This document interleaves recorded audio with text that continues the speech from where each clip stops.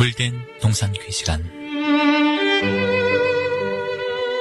이 시간 말씀에는 물된 동산교회 담임 조병선 목사님입니다. 할렐루야, 물된 동산교회 조병선 목사입니다. 저는 요사이 지금이 어느 때인가 그 시대에 나타난 징조들을 통해서 우리가 사는 이 시대를 여러분과 함께 진단하고 있습니다. 지금 이 시대는 구약의 예언과 예수님께서 종말장에 제시하신 그런 예언의 내용이 성취되는 그런 시대입니다. 그리고 또 한편으로 계시록에 제시된 예언이 실상으로 이루어지는 그런 과정의 시대이기도 합니다. 이렇게 수면에 가려졌던 예언의 내용이 수면 위로 드러나 성취되어 가니 이 시대 목회자 한 사람으로 성경이 제시하는 그런 올바른 종말관을 성도들에게 제시해야 할 중대한 사명감과 책임감이 느껴집니다. 하나님께서는 장래 일어날 실상 계시를 이 시대 주의 종들에게 주셨기 때문입니다. 따라서 이 예언의 말씀을 제대로 받아 지켜 짐승의 시대와 재림을 준비하는 이 사역처럼 중요한 것이 없기 때문입니다. 저는 2001년도 9/11 사태 때 미국이 백색가루 탄저균에 놀라서 만약에 사태 대비해 천연두 백신을 미리 확보하는 것을 보았습니다. 또 미국과 이라크의 전쟁에서 만약에 생화학전에 대비해서 특수옷, 특수장비로 군인들을 무장시키는 것도 보았습니다. 이렇게 미국은 자국의 국력을 이용해서 만약에 사태에 대비하여 자국민을 보호하여 빈틈없이 준비하는데 여러분 그에 비해 이라크의 후세인은 리비아의 카다피는 자국의 백성을 위해서 무엇을 하였습니까? 어떤 준비도 없이 저들만 호화호식하고 큰소리 쳤습니다. 그러다가 공중전에서 초전박살하니 백성들은 내버려두고 자기 목숨 살자고 두더지처럼 숨어 있다가 처참하게 자기도 죽고 많은 백성들을 죽이는 그런 참담함을 저질렀지요. 사랑하는 성도 여러분, 이제 앞으로 시작될 대환란 시대, 적그리스도와 음녀가 하나로 연합해서 품어낼 그런 영적 생화학무기는 혼합주의, 인본주의, 자유주의, 세속주의, 황금, 만능주의라는 사실입니다. 이런 가짜들은 하나같이 진짜보다 더 진짜처럼 위장해서 하나님 말씀에 세상 것을 적당히 각색해 성도의 영혼을 세속화시키려 등장할 것입니다.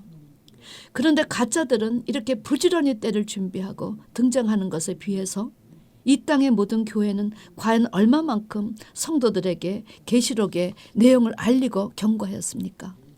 얼마만큼 신앙의 대각성을 일으키고 성도로 하여금 하나님의 시간표에 맞춰 준비시키고 있는지요. 사도 요한은 이미 2000년 전에 이 시대 교회가 어둠을 밝혀주는 초대교회 사명을 다하지 못한다.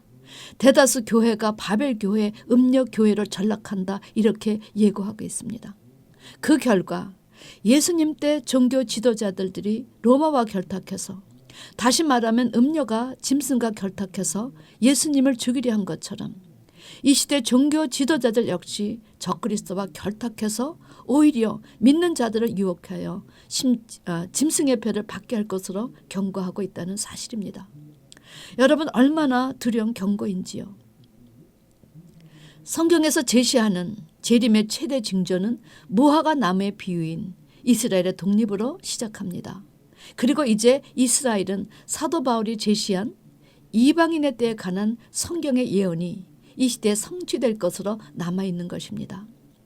바울은 로마서 11장 25절에서 이렇게 말합니다. 형제들아 너희가 스스로 지혜 있다 함을 명기 위하여 이 비밀을 너희가 모르기를 원치 아니하노니 이 비밀은 이방인의 충만한 수가 들어오기까지 이스라엘의 덜어는 완악하게 된 것이라 이렇게 제시했습니다. 여러분 이 말씀의 의미가 무엇인지요? 우리가 이 말씀과 더불어 생각해 보아야 할 말씀은 다니엘의 70일의 사건에서 넉 달 농사 기간이라는 단어입니다. 하나님은 하나님의 때에 관해 큰 틀을 마련하셨습니다. 그래서 7일에부터 시작해서 그 다음 60일에가 지나면 공백기가 나옵니다.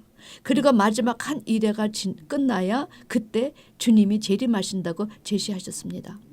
하나님께서 이런 공백기 이방인의 때를 두신 이유가 무엇일까요? 첫째는 하나님은 이스라엘의 하나님만이 아니시기 때문입니다. 따라서 이 넉 달 농사 기간인 이방인의 때에 누구든지 예수 이름을 믿는 자는 하나님의 자녀가 되는 권세를 얻고 영생을 얻도록 이 기간을 허락하신 것입니다. 따라서 이 이방인의 때는 이방인의 영혼을 향한 농사 시간이요. 복음이 전달되는 그런 시기였습니다. 그리고 복음을 거절한 유대인들에게는 징계의 기간이 되었습니다. 예수님께서 누가복음 21장에서 예루살렘은 이방인의 때가 차기까지 이방인들에게 집합이리라 이렇게 경고하셨을 때부터 이스라엘은 이방인들의 침입을 받아 예루살렘이 초토화되었습니다.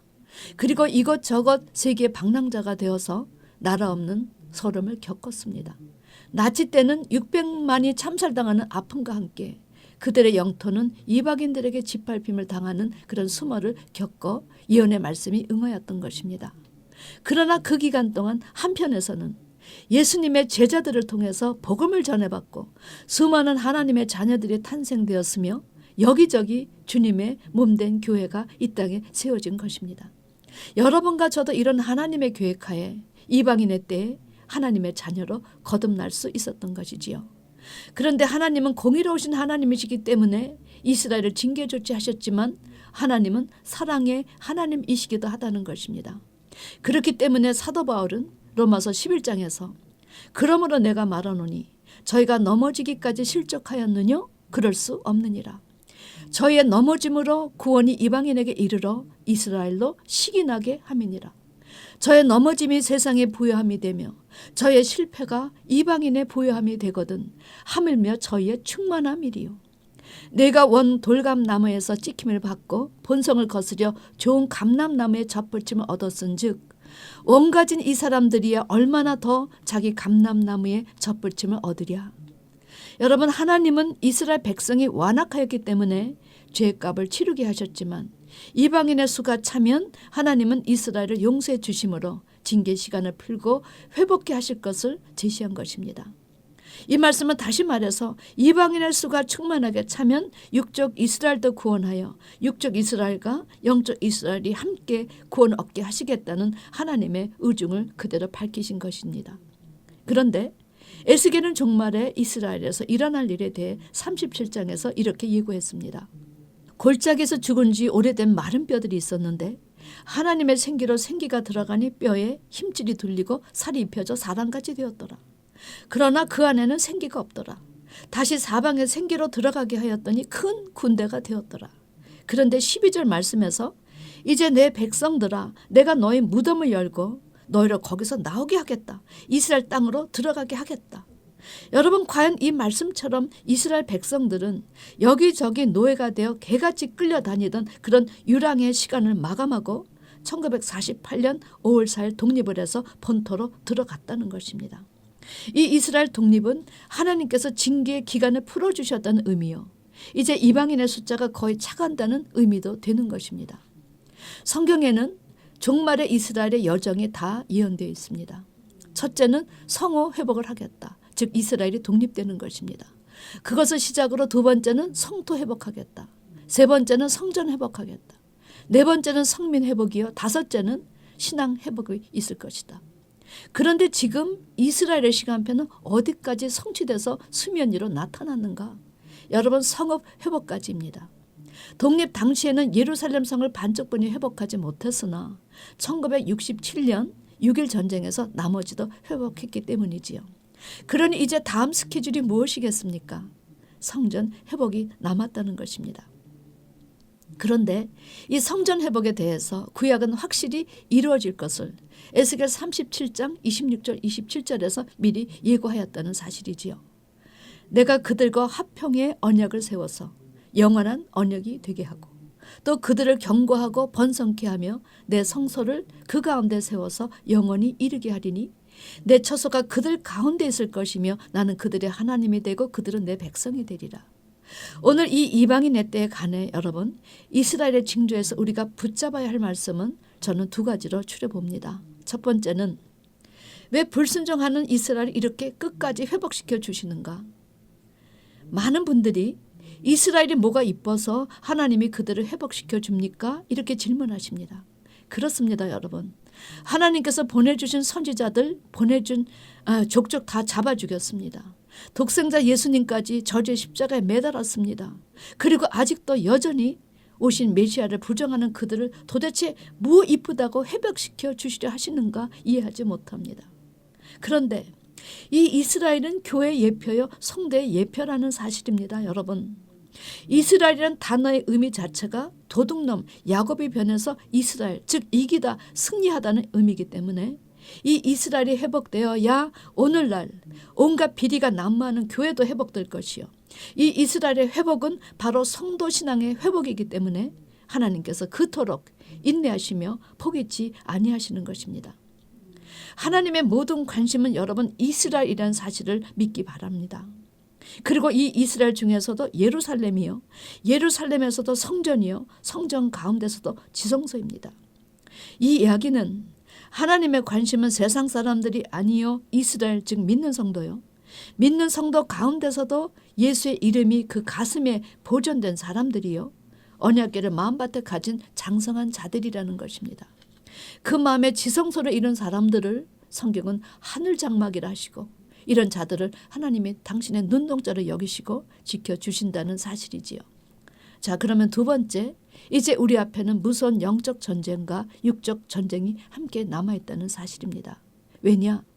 성읍 회복 다음에 성전 회복의 역사가 이미 예고되어 있기 때문에 이제 이스라엘과 회격권은 이 예고된 성전 자리를 두고 피튀는 싸움을 한다는 것입니다. 계시록 9장에 나오는 유브라데 전쟁은 이스라엘과 회격권이 벌리는 중동 전쟁이 될 것입니다. 표면은 자국 간의 이해관계에 얽힌 국가와의 싸움이라 하지만 사실은 주위의 많은 국가들이 서로 연계되어 결국은 계시록 16장의 아마겟돈 전쟁으로까지 비약되는 그런 전쟁의 시작이 남아있다는 것입니다. 따라서 이제 세계 열강들은 그동안 자국의 안정과 유익을 위해서 거액의 돈을 투자해서 만든 각종 신무기, 각종 핵을 가지고 정말 마지막 성경에 예언된 이런 전쟁을 치르기 위해서 물불 가리지 않고 멸망을 향하여 달려나갈 것이 성경의 예고라는 사실입니다. 이 전쟁에서 사도 요한은 자그만치 3분의 1이 죽을 것이다 예고해 주지요. 그런데 이 유브라데 전쟁에서 누가 승리하는가? 회격권이 아니라 이스라엘이 된다는 것입니다. 왜냐하면 이방인 시대에 이스라엘이 성전의 터를 회격권에게 빼앗겨서 지금은 그곳에 버젓이 오마르 사원이 세워져 있지만 이제 이스라엘이 예루살렘의 그 옛 성전의 터를 다시 찾아서 내 성소를 그 가운데 세워서 영원히 이르게 하리니 나는 너의 하나님이 되고 그들은 내 백성이 되리라는 그 에스겔의 예언이 성취될 것이기 때문입니다. 그런 의미에서 9/11 사태 이후 초강대국인 미국이 스스로 회격권과 그와 연계된 세력을 악의 축이라 규정하고 세계 경찰로 등장한 것은 하나님의 시간표에 예정된 이스라엘의 성전 회복에 관한 것을 이루시기 위한 전초전이었다는 사실입니다. 미국의 출현으로 상대적으로 어떤 세력의 힘이 둔화되었는가? 처음에는 회격권의 세력이 뭉치게 했지만 아프가니스탄, 이란, 이라크 등 한편으로는 회격권의 세력을 둔화시켰다는 사실입니다. 이스라엘이 예루살렘을 전면 회복할 수 있는 어떤 도화선을 이미 마련해 준 셈이지요. 여러분, 주님의 말씀이 이렇게 오차 없이 진행된다는 사실을 믿으시기 바랍니다. 그리고 이제 우리 앞에는 무서운 전쟁이 발발할 것도 실감하셔야 합니다. 그래서 영적 전쟁에서도 육적 전쟁에서도 살아남을 수 있도록 만반의 준비를 갖출 수 있어야 합니다. 이 역사를 교회가 일으켜야 한다는 것입니다. 할렐루야, 주님을 찬양합니다. 지금까지 말씀에 물된 동산교회 담임 조병선 목사님이었습니다.